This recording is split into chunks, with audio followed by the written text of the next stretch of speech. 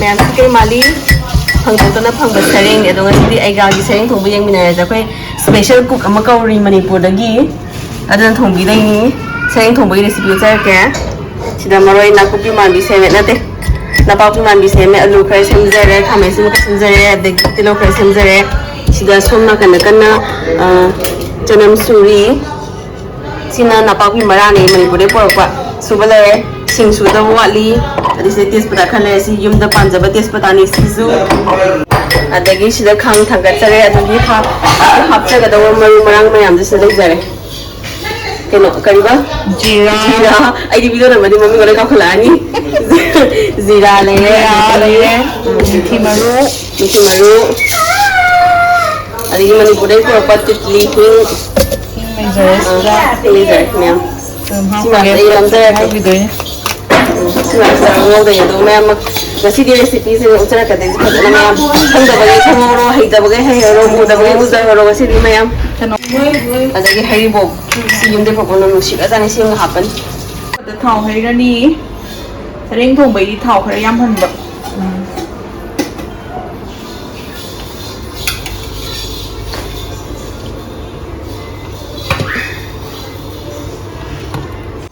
thau se sana ba khang se koi na ko sai na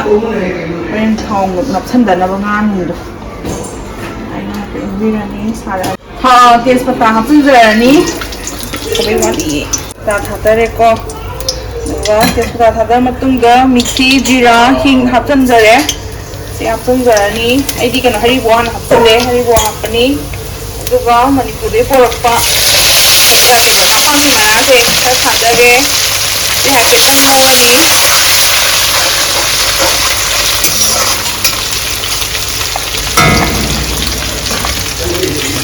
se ha teng on la ni tam sala ka ni brownish arapada maroi koi gi di sai da nakupi phangada bani na nakupi man da maroi na dum mahut sum jare su hawe dum moi arabic ki maroi ni su je moi gi sana pata hai ko da di tia ai su maroi kha ta jare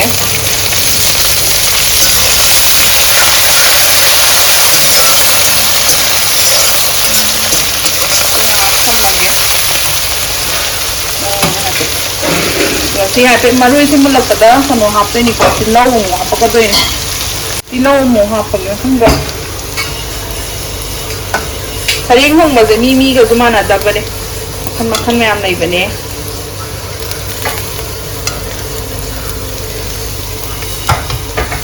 sanam yaw da na thong ba su nei sareng gi manam do ha thine na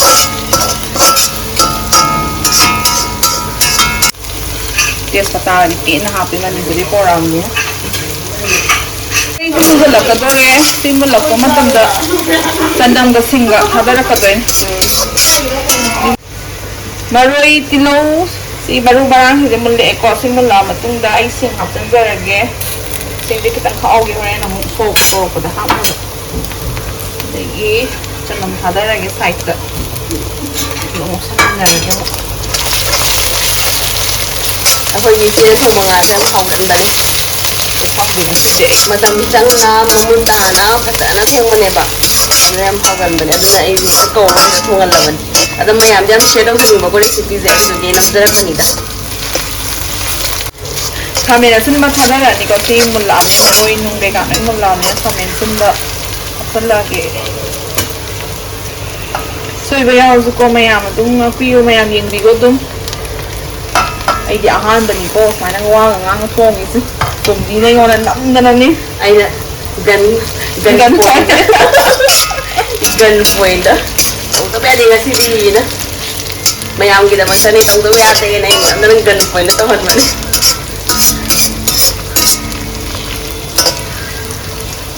nga thong ba di maroi mara si mayam je mun na pa na ngor di nga thong ba haw ba ni nga mun na pa na ngor ga kami sun ma mun la pa nga hap tung de ni ko ai kami sun nga sun wa mun ga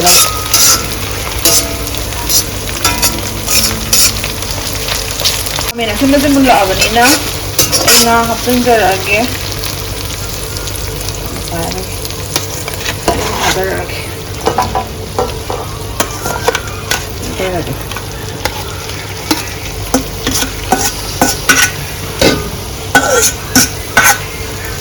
sarengse yam ottadi haute do ahamba kitang otte du la sareng ngak leraga ottabi da kano tawraga phi nakan nakan da phi na pairaga no to lang khatte toge mai hi tholaka hapezare mahau leina bogo nga da thum hapsanjarage ai hu sina ahamba da habe ngokolakna thum kai ginodi thum morok changnaba Rồi lùi ra đống gì nhé ai hạp rồi mà tôi ngóng hạp thì có thùng được ha thùng mày ăn gì đúng chàng đã đúng hạp đi ô hay nào đó chàng được mồ xin nó chàng mà sao hạp sinh ra là ghé sareng thùng mà đi thùng mồ nằm mà cái nên hào vậy mồ hạp sinh thùng mồ hạp khe xin là hạp mà tung đấy mà không thể cục xong rồi là cái thầm mà đi hạp sau là đi mấy cái medium frame nó thầm đấy nè làm còn hơn bị cái nó mấy chứ dụ cái này mà khác cá sừng gì đấy nè nga makha sim se hau ta bane sareng gi mahi tholakani mahi do hape yeng ri ra mahi thong e ko sareng gi simayai da han kitang hatok pi mai mahi gi mayam tholakna ba du la sa si so ohai ha e ga sawak ma tam no okhalaka de ni ko ai hu sik maning ka san ra yeng ni kai ngone ko khang se khara pa e ko tom gi khang se du gi phai dai ko khang ni phai de gi dai bani na ani ko khang na ta bani na Nên nga sẽ kitang mayay di kitang mahikola pas mahikola di pole si kola matung dong ora ka to amu ko sanga lagi ko mayam kum hang go ge yeng ge ko condition kai kar mu oh ai happy tang di mahi si mahi sareng mahi just maina koya ka happy sa sumbiyo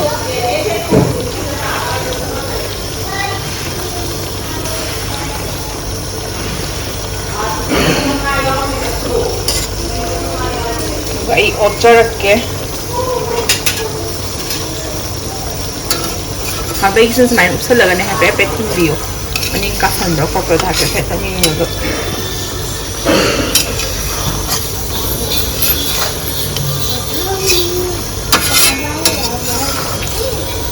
wa mai ai sun laga mai kan hande ni ko ni kan halar matung ne marang mayam machu dei kai machu masala mayam hapsanjaraga sareng gi manam su pai khore de nai di cha su lame sareng dei gi pamjamani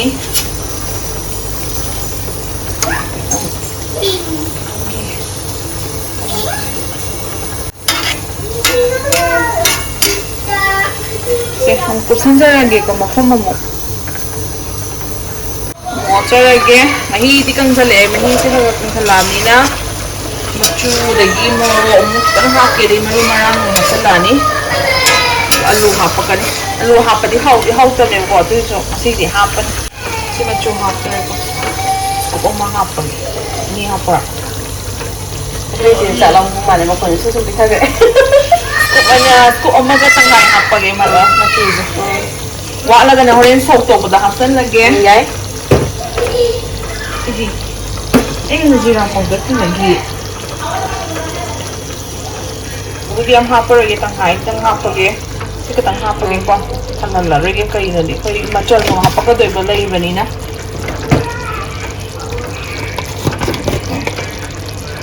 Tani ya su tang hai, tadi gua paulas. Okay, lu masang dah macam. Jadi sama-sama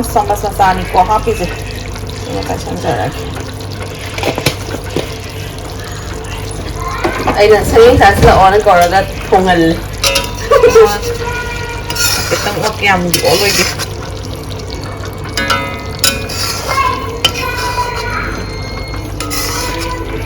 Ang ka sanjara na buko na bada ba mani uzik tawagan ni kung buksan ni hatang mai maru marang hao ki baze chup san na manin hai pe sim ko mu hang dok cha ge gieng ge asal apa memang macam saya oh nggak sumul lah balik kok ha mu le mayam na mo ha mun do ma ni si mahirap na ang kain ko yan tôi đã nói với câu về đấy phải không anh để với Manipur gì cà phê cà phê ở sáng rồi phải này gì được nhưng mà ở cái không được tôm mà mà tôm đi cái nó đó ꯑꯩ ꯑꯂꯨ ꯍꯥꯞꯆꯤꯟꯖꯔꯒꯦ ꯑꯗꯨꯒ ꯃꯍꯤ ꯍꯥꯞꯄꯛꯑꯗꯣꯏꯅꯦ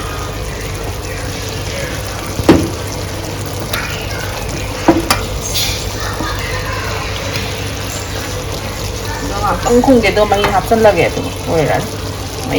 ꯃꯍꯤꯗꯨꯅ ꯀꯪꯁꯜꯂꯦ ꯁꯔꯦꯡ ꯃꯍꯤ ꯑꯌꯥꯝꯕꯅ ꯀꯪꯈ꯭ꯔꯦ ꯑꯂꯨ ꯍꯥꯞꯄꯦ ꯑꯗꯨꯒ ꯉꯥꯛꯇꯪ ꯀꯨꯛꯈꯤꯑꯦ ꯃꯤꯅꯤꯠ 5ꯃꯨꯛꯇꯪ ꯑꯗꯨꯒ ꯃꯍꯤ ꯍꯥꯞꯄꯒ ꯌꯥꯔꯛꯑꯅꯤ 2 3 ꯍꯧꯖꯤꯛ ꯃꯍꯤ ꯀꯪꯁꯟꯈ꯭ꯔꯦ ꯁꯔꯦꯡ ꯃꯍꯤꯗꯣ ꯀꯪꯈ꯭ꯔꯦ ꯑꯗꯨꯅ ꯃꯍꯤ ꯍꯥꯞꯆꯜꯂꯒꯦ ꯑꯩ ꯍꯧꯖꯤꯛ ꯃꯍꯤꯁꯦ ꯏꯁꯤꯡ ꯑꯁꯥꯕꯅ ꯑꯣꯏꯅ ꯍꯥꯞꯄꯒꯦ ꯆꯤꯡꯒꯤ ꯃꯆꯤ ꯏꯃꯥꯅ ꯂꯧꯍꯧꯗ꯭ꯔꯦ ꯀꯥꯎꯗꯅ ꯏꯁꯤꯡ ꯑꯩ ꯍꯩꯖꯤꯟꯖꯔꯦ ꯏꯁꯤꯡ ꯑꯗꯨꯝ ꯌꯦꯡꯉꯒ ꯑꯗꯨꯝ ꯍꯥꯞꯄꯤꯌꯣ ꯏꯁꯤꯡꯒꯤ ꯆꯥꯡ ꯑꯗꯨꯝ ꯏꯟꯁꯥꯡ ꯃꯍꯤ ꯈꯣꯠꯄ ꯑꯩ ꯍꯥꯏꯐꯦꯠ ꯌꯦꯡꯖꯈꯤꯒꯦ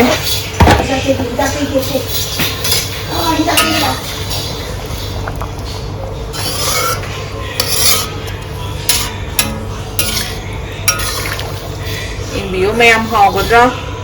ꯃꯆꯨꯁꯦ ꯐꯗꯤ ꯐꯖꯔꯛꯄ ꯃꯥꯜꯂꯦ ꯃꯆꯨ ꯍꯣꯔꯦꯟ ꯋꯥꯠꯂꯗꯤ ꯍꯣꯔꯦꯟ ꯁꯣꯛ ꯇꯧꯕꯗ ꯑꯃꯨꯛ ꯍꯥꯞꯇꯣꯏꯅꯦ ꯈꯤꯇꯪ ꯋꯥꯠꯂꯗꯤ ꯍꯧꯒꯠꯂꯛꯑꯦ ꯍꯋꯥꯏ ꯈꯔ ꯍꯥꯞꯆꯤꯟꯗꯧꯔꯕꯅꯤꯀꯣ ꯃꯈꯨꯝ ꯍꯥꯡꯗꯣꯛꯑ ꯁꯧꯍꯜꯂꯛꯑꯗꯕꯅꯤ ꯁꯤꯗꯒꯤꯗꯤ ꯈꯤꯇꯪ ꯑꯣꯜꯂꯝꯈꯤꯒꯦ ꯑꯩ ꯍꯋꯥꯏ ꯈꯔ ꯍꯥꯞꯇ꯭ꯔꯤꯉꯩꯗ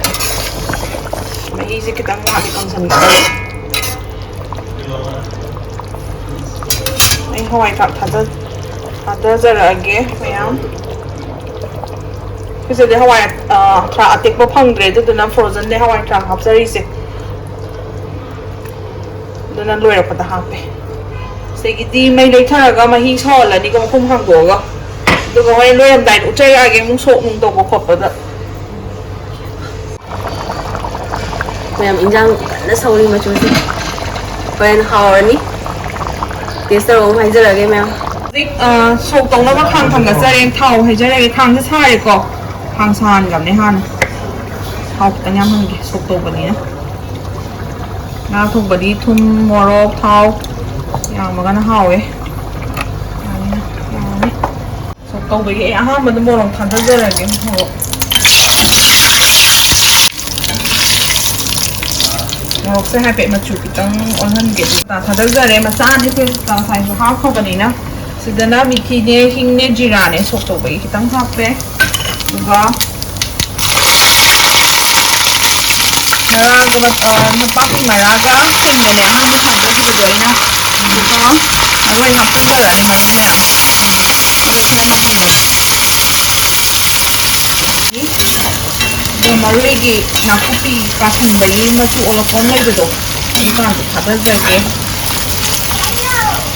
ꯉꯥꯅ ꯁꯣꯝ ꯅꯥꯀꯟꯗ ꯀꯟꯅ ꯁꯧꯋꯦ ꯁꯥꯏꯠ ꯑꯝꯗ ꯃꯔꯣꯏꯁꯦ ꯃꯨꯜꯂꯕꯅꯦ ꯑꯩꯅ ꯉꯧꯔꯤꯁꯦ ꯁꯣꯛ ꯇꯧꯕꯒꯤ ꯑꯗꯣ ꯍꯧꯖꯤꯛ ꯕꯦꯁꯣꯟꯗ ꯊꯥꯗꯖꯔꯛꯀꯦ ꯍꯧꯖꯤꯛ ꯀꯩꯒꯤꯅꯣꯗꯤ ꯉꯥꯁꯦ ꯃꯐꯣꯟ ꯑꯣꯏꯅꯕ ꯑꯗꯣ ꯃꯤꯗꯤ ꯉꯥꯔꯤꯗꯁꯨ ꯍꯥꯞꯄꯁꯨ ꯂꯩ ꯁꯣꯛ ꯇꯧꯕꯗꯣ ꯑꯩꯗꯤ ꯍꯥꯞꯇꯦꯀꯣ ꯁꯣꯛ ꯇꯧꯕꯗ ꯉꯥꯒꯤ ꯃꯇꯨꯡ ꯏꯜꯂꯦ ꯉꯥꯔꯤ ꯍꯥꯞꯄꯁꯨ ꯃꯅꯝ ꯃꯣꯏꯒꯤ ꯉꯥꯔꯤ ꯍꯥꯞꯄꯗꯤ ꯁꯔꯦꯡꯒꯤ ꯃꯍꯥꯎꯗꯨꯁꯨ ꯂꯣꯏ ꯃꯥꯡꯈ꯭ꯔꯅꯤ ꯍꯥꯏꯐꯦꯠꯇꯪ ꯉꯧꯔꯒꯦ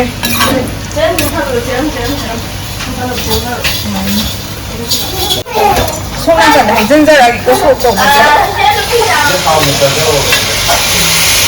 ꯍꯥꯔꯦ ꯑꯉꯥꯡ ꯍꯥꯔꯦ ꯄꯨꯔꯥ ꯁꯣꯛ ꯇꯧꯔꯦ ꯉꯥ ꯊꯣꯡꯕꯁꯦ ꯍꯥꯎꯁꯨ ꯍꯥꯎꯔꯅꯤ ꯑꯗꯣ ꯇꯧꯕ ꯃꯌꯥꯝꯁꯦ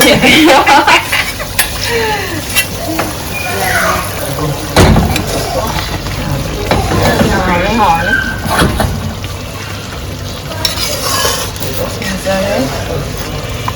ꯑꯣꯠꯂꯦ ꯉꯁꯥꯏ ꯑꯣꯠꯇꯕꯗꯣ ꯉꯥꯁꯦ ꯃꯌꯥꯝ ꯌꯦꯡꯕꯤꯌꯣ ꯍꯥꯎꯒꯗꯕ ꯃꯥꯟꯕ꯭ꯔꯅ ꯍꯥꯏꯕꯤꯔꯛꯑꯣ ꯀꯃꯦꯟꯗ ꯏꯃꯥꯗ ꯑꯗꯨꯝ ꯍꯥꯏꯕꯤꯔꯛꯑꯣ ꯑꯩꯅ ꯊꯑꯣꯏꯅ ꯃꯣꯏ ꯊꯣꯡꯉ ꯍꯥꯎꯅꯤ ꯈꯜꯂ ꯊꯣꯡꯍꯜꯂꯝꯅꯤ ꯏꯃꯥꯁꯦ ꯑꯩꯈꯣꯏ ꯗꯗꯥ ꯍꯣꯏꯅꯒ ꯊꯣꯡꯕꯗꯣ ꯃꯥꯗꯤ ꯌꯥꯝ ꯄꯥꯝꯖꯩ ꯑꯗꯨꯅ ꯑꯩꯈꯣꯏꯅꯕꯨ ꯊꯣꯡꯕꯅꯦ ꯍꯥꯏꯔꯗꯤ ꯃꯥꯗꯤ ꯌꯥꯝ ꯍꯔꯥꯎꯖꯩ ꯑꯩꯈꯣꯏꯗ ꯂꯥꯛꯄꯒꯁꯦ ꯆꯥꯛ ꯃꯌꯥꯝ ꯃꯌꯥꯝ ꯆꯥꯏ ꯃꯥꯁꯦ ꯁꯤꯒ ꯃꯅꯤꯄꯨꯔꯗꯒꯤ ꯄꯨꯔꯛꯄ ꯃꯆꯜꯅꯤꯀꯣ ꯁꯤ ꯈꯔ ꯆꯥꯏꯁꯟꯖꯔꯒꯦ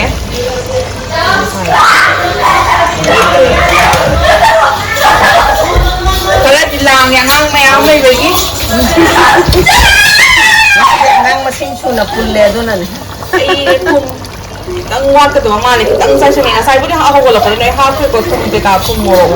Kitang wakadaba mali. thùng đi thùng một cái nằm bằng hào này.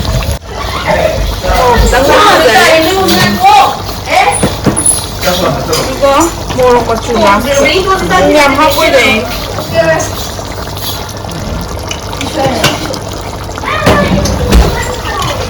Habit order gitu loh. Masudi fajar ya. Ang ma'am nang salak paga, kung natin na saking iharap paga, Yan di katang doso. yan tang mahal Walang dahil sila. May maro bibiyati. Hindi ko ang gusto dadam ni ko ang ni. Hay buhay man. Pwede ko kung tayo sa lagi mo yan. Hay buhay man ka rin. Pwede ko yung pwede ko kasi sa lagi mo yan. Hào đó mà đây không khích Sige ko. Dabang na ako rin kasi. Rồi sareng kasi hindi sareng thùng bự xoay rồi xong rồi salage. Yan ito. Ay, di ba siya sa lagi mo yan? Yang hào rồi kanyan. Tagiro. Video, please like and subscribe to my channel. Ay, ko. Ingyan, sa lagi mo yan.